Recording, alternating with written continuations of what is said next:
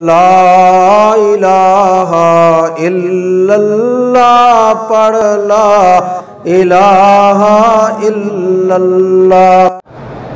طواف میں بھول جاتے ہیں تو گنتے رہو کسی چیز پر۔ اگر احرام عمرے کی نیت کی، تلبیہ پڑھنے بھول گئے، حدود میں داخل ہو گئے، بہرحال پھر آپ نے تلبیہ پڑھا یا نہیں پڑھا؟ اگر پڑھا ہے تو کوئی بات نہیں، بالکل نہیں پڑھا تو پھر عمرہ نہیں ہوگا۔ بالغ نابالغ کی دعا جو ہے وہ ایک ہی ہے، صغیرنا و کبیرنا ذکرنا و انثانا۔ اگر حرم میں جوتا گم ہو جائے تو لوگوں کے جوتوں سے نہ اٹھائیں۔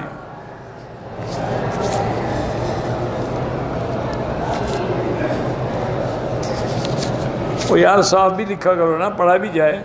میں نے دوسرا عمرہ کیا، چوتھائی حصہ شیپ والے ریزر سے کٹوا لی، عمرہ ہو گیا آپ کا بخت۔ بغیر وضو کے طواف نہیں ہوتا۔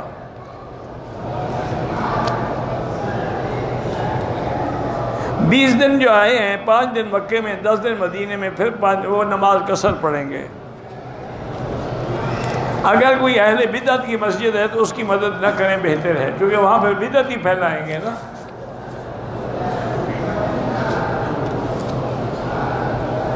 بینک میں یا ڈاکخانے میں جو ہم پیسے رکھتے ہیں، اگر وہ سیونگ اکاؤنٹ ہے تو اس پر جو پیسے زیادہ ملیں گے وہ سود ہے، وہ حرام ہے۔